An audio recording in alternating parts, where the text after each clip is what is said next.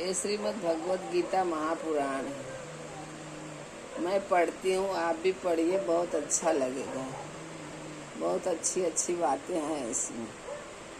जो भी अपने मन में शंका है, जानकारी चाहिए, आप इसको पढ़ के इससे ले सकते हैं।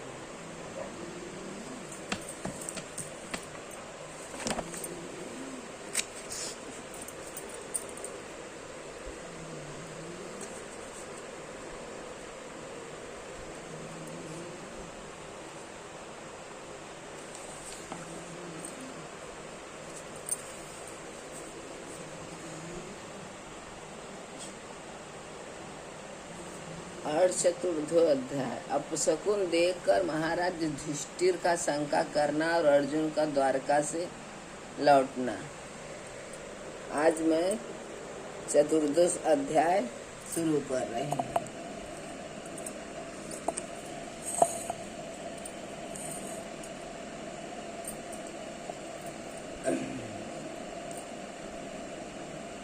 सूत जी कहते हैं,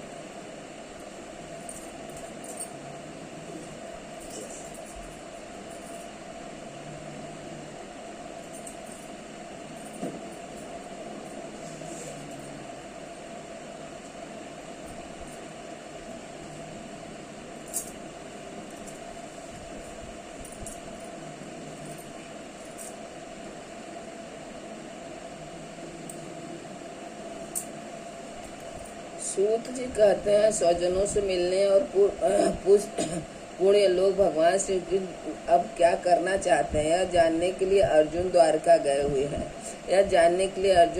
गए हुए हैं। कई महीनों बीत जाने पर अर्जुन वहां से लौट कर नहीं आए। धर्मराज युधिष्ठिर को बड़े भयंकर अपशकुन दिखने लगे। उन्होंने देखा काल की गति बड़ी विकट हो गई है। जिस समय जो ऋतु होनी चाहिए उस समय वह नहीं होती और उनकी क्रियाएं भी उल्टी होती हैं। लोग बड़े क्रोधी, लोभी और असत्य परायण हो गए हैं। अपने जीवन निर्वाह के लिए लोग पाप पूर्ण व्यवहार करने लगे हैं। सारा व्यवहार कपट से भरा हुआ होता है। यहाँ तक कि मित्रता में भी छल मिला रहता है। पिता माता, सगे संबंधी, भाई और पति पत्नी में भी झगड़ा टंटा रहने लगा है।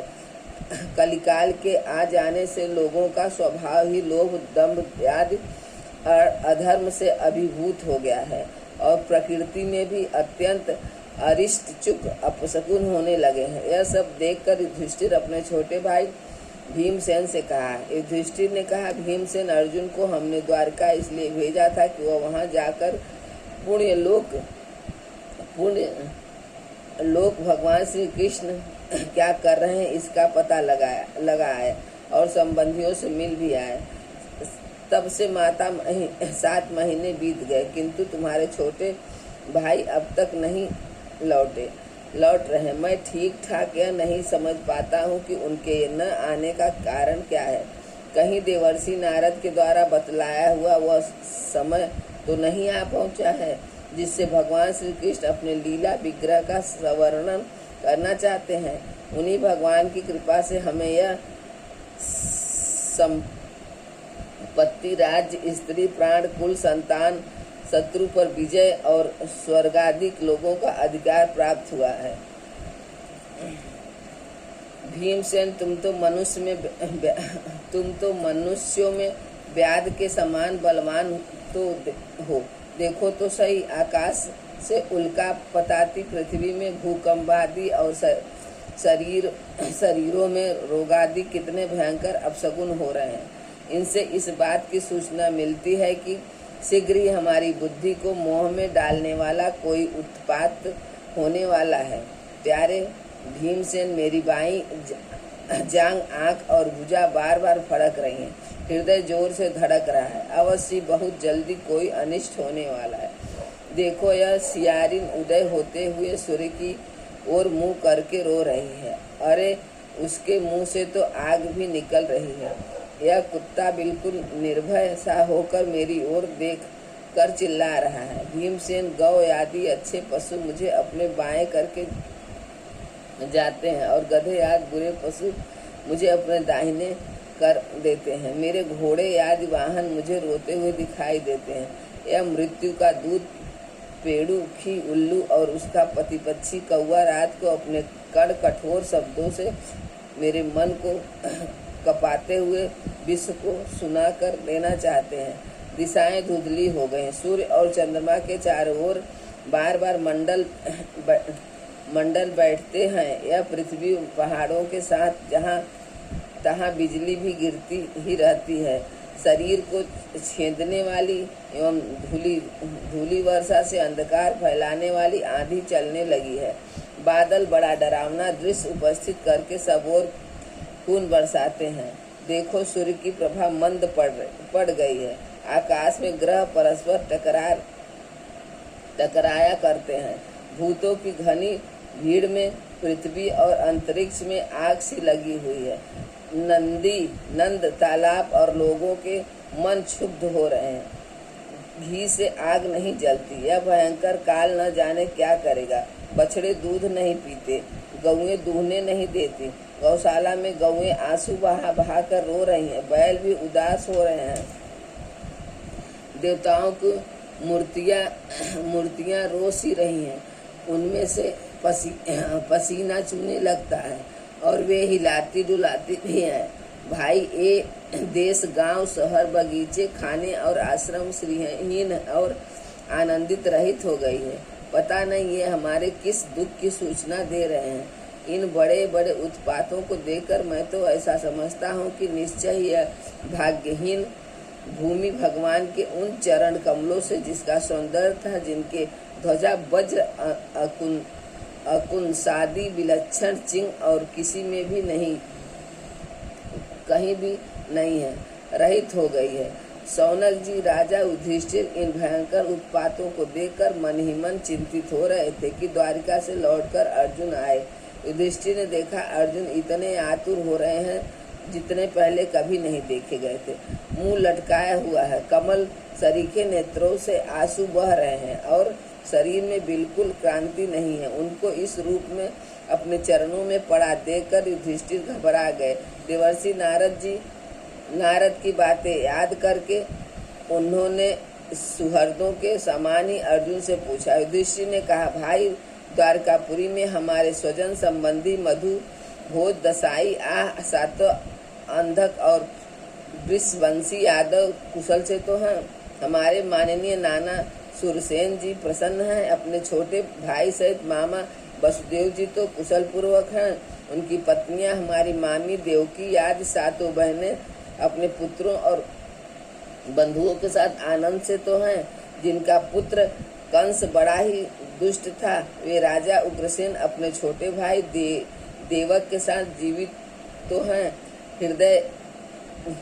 हृदय की उनके पुत्र कृतवर्मा, अंकुर, जयंत, गद, सारण, शत्रुजित आदि यादववीर सकुशल हैं।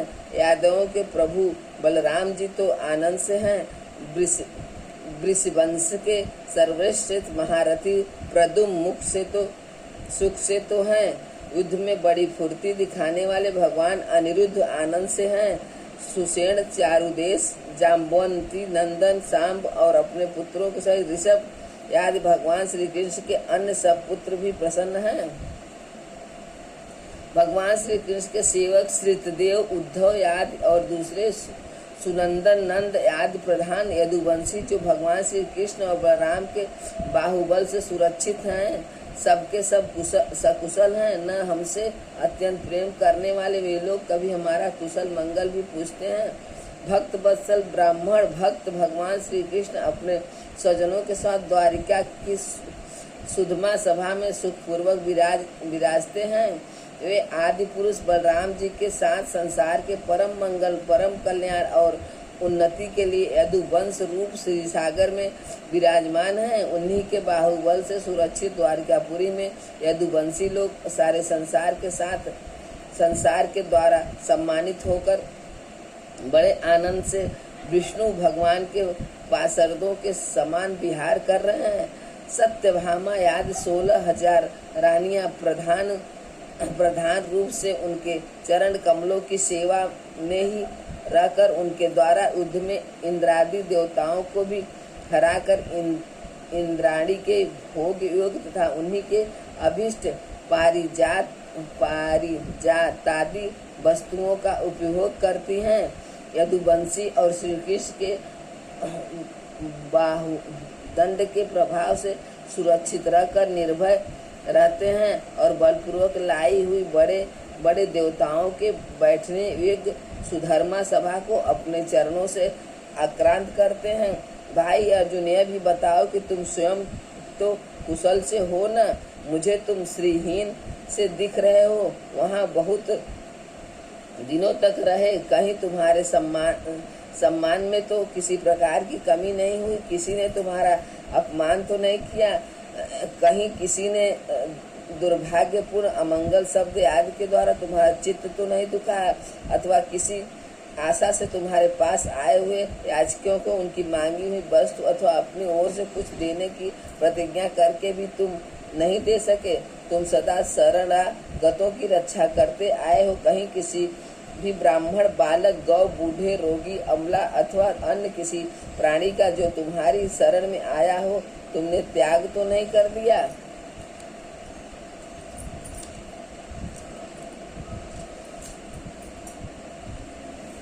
कहीं तुमने अज्ञात स्त्री से समागम तो नहीं किया, अथवा गमन करने हुए स्त्री के साथ असत्य कार्यपूर्वक समागम तो नहीं किया, कहीं मार्ग में अपने से छोटे अथवा बराबरी वालों से हार तो नहीं गए, अथवा भोजन कराने योग्य बालक और बूढ़ों को छोड़कर तुमने अकेले ही तो भोजन नहीं कर लिया। मेरा विश्वास है कि तुमने ऐसा कोई निंदनीय काम तो नहीं किया होगा जो तुम्हारे योग्य हो। अपने परम प्रियतम परम हृदय भगवान श्री कृष्ण तुम रहित हो गए हो, इसी से अपने को शून्य मान रहे हो। इसके सिवा दूसरा कोई कारण नहीं हो सकता जिससे तुमको इतनी मानसिक पीड़ा हो रही है। इति श्रीमद् भागवते महापुराणे पारमहंसा संहिता प्रथम स्कंदे युधिष्ठिर वित्तों को नाम चतुर्थोध्याय समाप्त। अथ पंचमो अध्याय कृष्ण विरह व्यक्तित्व पांडवों का परीक्षित को राज्य देकर स्वर्ग सिधारना। सूत जी कहते हैं, भगवान श्री कृष्ण के प्यारे सखा अर्जुन एक तो पहले ही श्री कृष्ण के विरह से खुश हो रहे थे। उस पर राजा युधिष्ठिर ने उनकी विषादग्रस्त मुद्रा देखकर उसके विषय में कई प्रकार की आशंकाएं करते हुए प्रश्नों की झड़ी लगा दी। शोक से अर्जुन का मुख और हृदय कमल सूख गया था, चेहरा फीका पड़ गया था।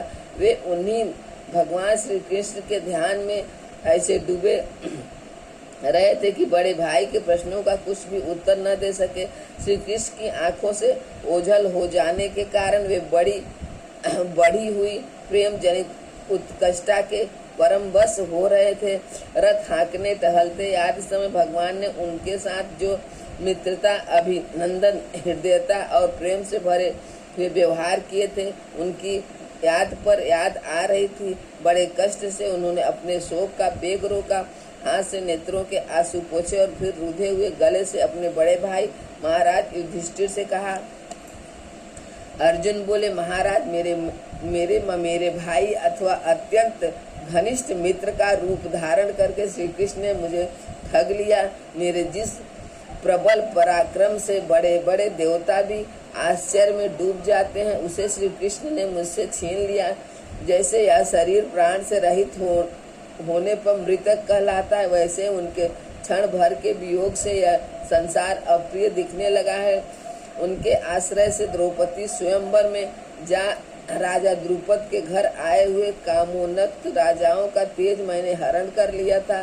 धनुष पर बाण चढ़ाकर मत से भेद किया और इस प्रकार द्रौपदी को प्राप्त किया था।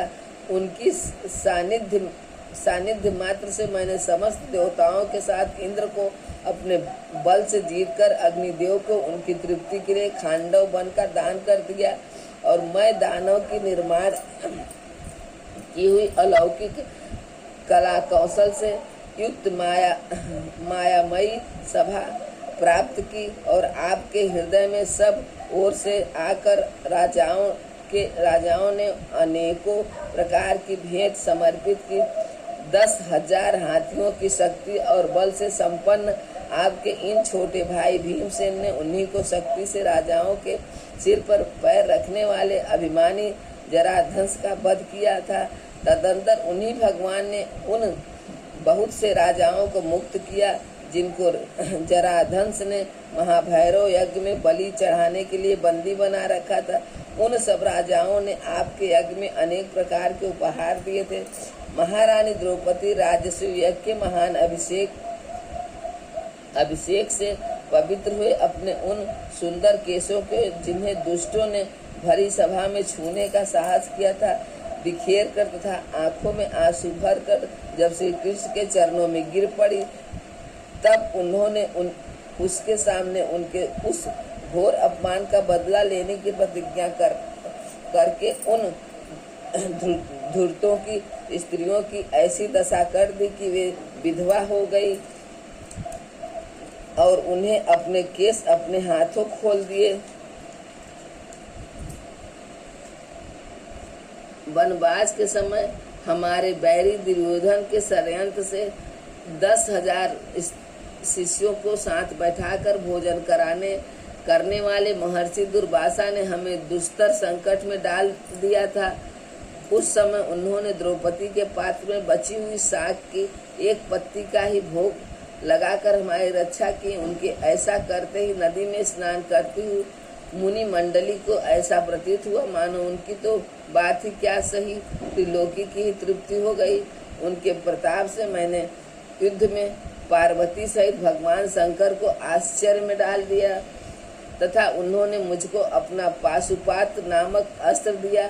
साथ ही दूसरे लोकपालों ने भी प्रसन्न होकर अपने अपने अस्त्र मुझे दिए और तो क्या, उनकी कृपा से मैं इसी शरीर से स्वर्ग में गया और देवराज इंद्र की सभा में उनके बार बार आए आसन पर बैठने का सम्मान मैंने प्राप्त किया।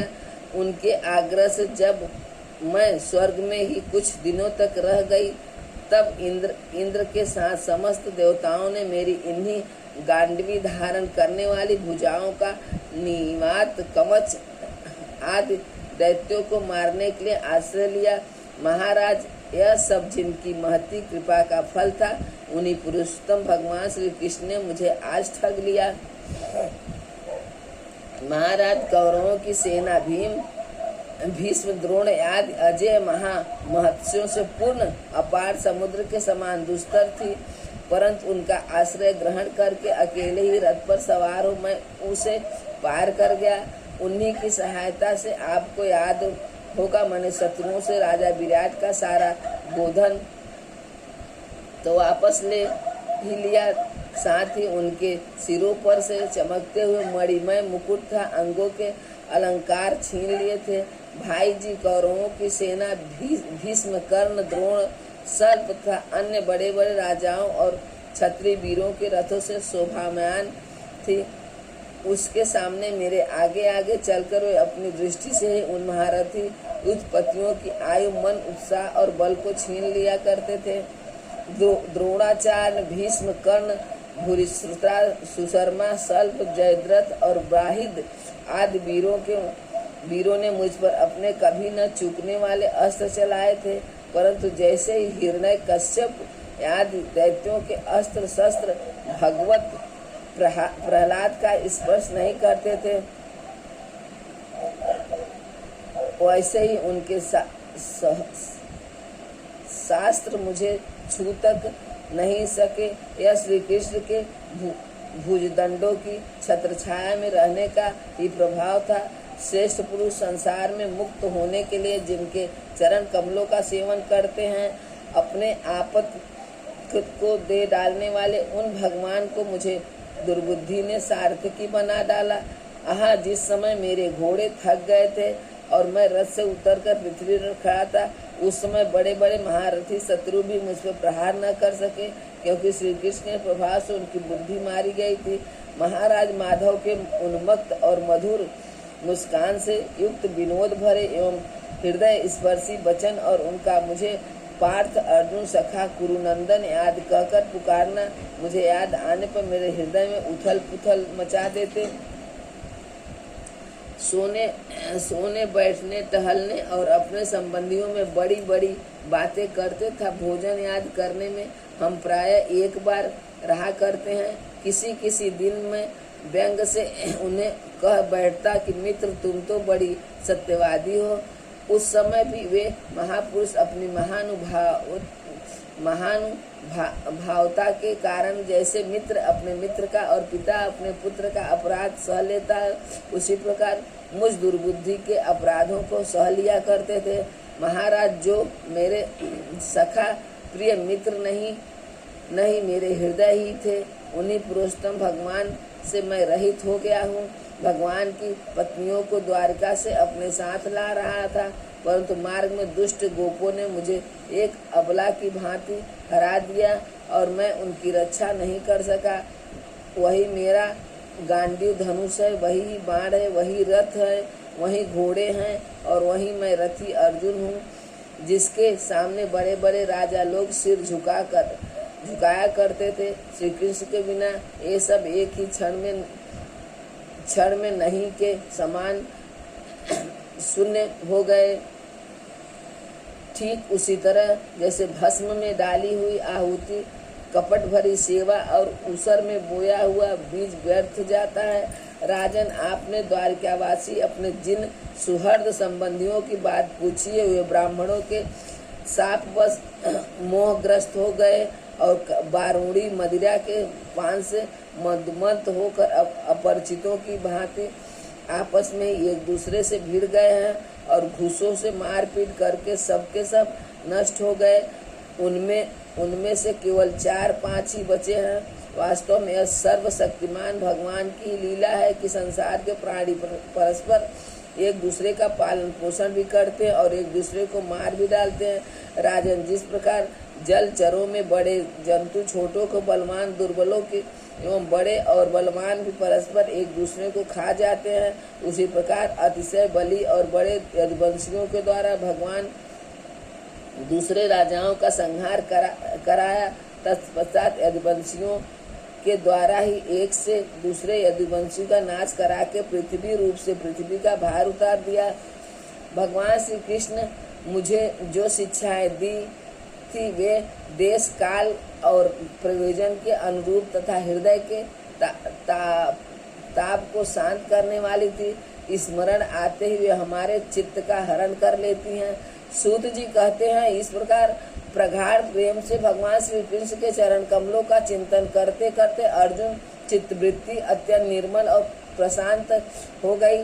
उनकी प्रेममयी भक्ति भगवान श्री कृष्ण के चरण कमलों के अहनिर्स चित्त से अत्यंत बढ़ गई। भक्ति के वेग ने उनके हृदय को मत कर उसमें से सारे विकारों को बाहर निकाल दिया। उन्हें युद्ध के प्रारंभ में भगवान के द्वारा उपदेश किया हुआ गीता ज्ञान पुनः स्मरण हो आया, जिसकी काल के व्यवधान और कर्मों के विस्तार के कारण प्रमाद बस कुछ दिनों के लिए विस्मृत हो गई थी। ब्रह्म ज्ञान की प्राप्ति से माया का आवरण भंग होकर गुणातीत अवस्था प्राप्त हो गई। दैत्य का संशय निवृत्त हो गया, सूक्ष्म शरीर भंग हुआ। वे शोक एवं जन्म मृत्यु के चक्र से सर्वथा मुक्त हो गए।